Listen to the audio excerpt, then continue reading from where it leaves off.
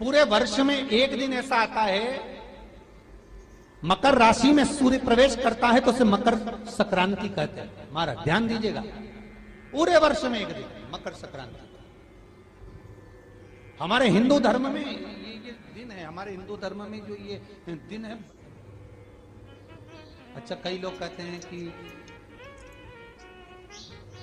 सूर्य की उत्तरायण का क्रम है, ये क्रम है, ये पूजन का क्रम है, तिल्ली के लड्डू का क्रम है, लड्डू बना लो तिल्ली का, इसका क्रम है। पर अगर स्कंद पुराण उठाओ तो स्कंद पुराण में अगर मकर संक्रांति के क्रम को यदि पढ़ोगे तो मालूम पड़ेगा कि पूरे वर्ष में एक दिन ऐसा था जिस दिन भगवान शिव और नारायण ये दोनों, इसलिए आज भी हिंदू धर्म में गुड़ के लड्डू तिल्ली के साथ मिलाते हैं। क्यों? उसका कारण कि शंकर और नारायण ये दोनों एक ही दिन एक ही पल गंगा का स्नान करने के लिए जाते, एक तो भगवान शिव। देखिए कितना कितना हमारे हिंदू धर्म में एक एक तिथि का, एक एक बार का एक एक महत्व है, उसको समझिए।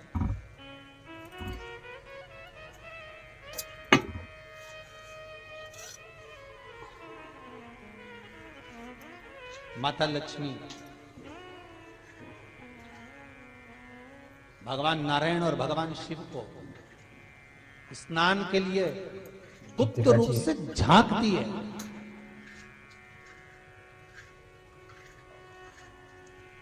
तो भगवान विष्णु ने तिरछी दृष्टि में माता लक्ष्मी को देखा, तिरछी दृष्टि।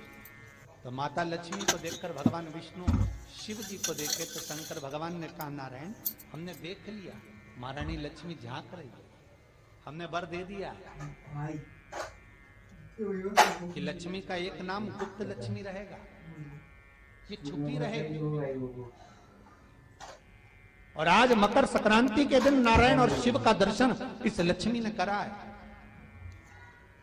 पर जो गुप्त लक्ष्मी का दान दे देगा उसके घर में कभी कोई बड़ी बीमारी प्रवेश नहीं करेगी। कैंसर जैसा रोग, किडनी और लीवर का रोग नहीं हो सकता। आज भी नियम है कि मकर संक्रांति के दिन एक लड्डू बनाया जाता है गुड़ और तिल्ली का, उसमें 1 का सिक्का, 2 का सिक्का या कोई लक्ष्मी उसमें फंसा दी जाती है और लड्डू को पैक कर कर किसी मंदिर में दान दे दिया जाता है। उसको कहते हैं गुप्त लक्ष्मी, जिससे घर में कोई बड़ी बीमारी प्रवेश नहीं हो।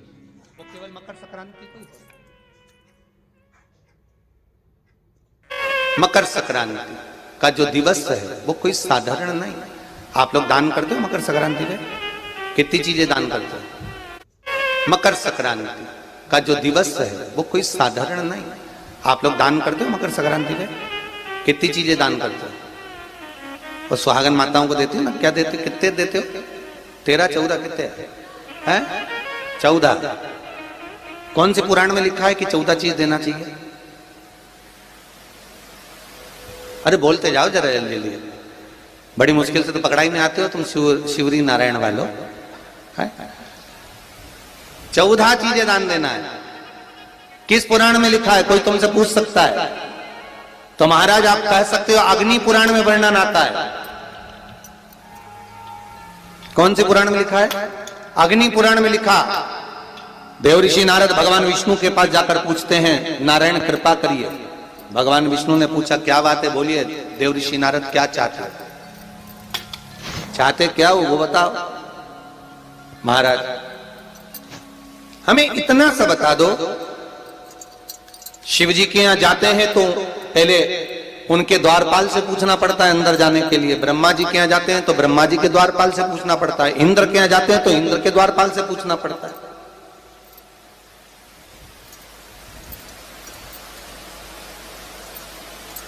हम जितनी भी जगह जाते हैं तो कोई ना कोई द्वारपाल से हमें पूछना पड़ता है अंदर जाने के। भगवान देवऋषि नारद कह रहे हैं नारायण से कुछ ऐसी कृपा कर दो कि हमें किसी से आज्ञा लेना ही नहीं पड़े। भगवान विष्णु तो उनकी बात को बस थोड़ा सा सुने और अंदर चले गए। नारद जी को लगा हमारा तो कोई जवाब ही नहीं दिया। नारद जी वहीं पर टिक गए, खड़े रहे, नाम जाप करते रहे। विष्णु वापिस आए और देवऋषि नारद से कहा एक काम करो, जब सूर्य मकर में प्रवेश करते हुए उत्तरायण की ओर जावे, उस घड़ी उस पल में देवऋषि नारद तुम 14 बार भगवान के नाम का, शिव नाम का दान दे दीजिए, भगवान नारायण के नाम का, राम नाम का, कृष्ण नाम का दान दे दीजिए।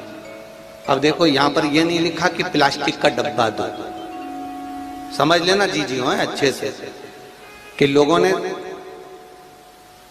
दान को कितना भ्रष्ट कर दिया वो बताया जा रहा है। अग्नि पुराण में यह नहीं लिखा कि तुम प्लास्टिक की चाय की चन्नी दो 14, बाल्टी दो 14, या प्लास्टिक का डब्बा दो 14 है? यहां पर यह नहीं लिखा है कुछ भी हो। यहां क्या लिखा अग्नि पुराण में कि मकर संक्रांति के दिन जब सूर्य उत्तरायण भाव में प्रवेश करे, मकर में जावे, उस समय पर देवऋषि नारद तुम्हारे मुख से अगर 14 बार भगवान के नाम का दान 14 जीवों को दे आओगे तो किसी भी देवता के पास जाओगे, तुम्हें परमिशन की जरूरत नहीं पड़ेगी, तुम डायरेक्ट प्रवेश कर जाओगे, डायरेक्ट।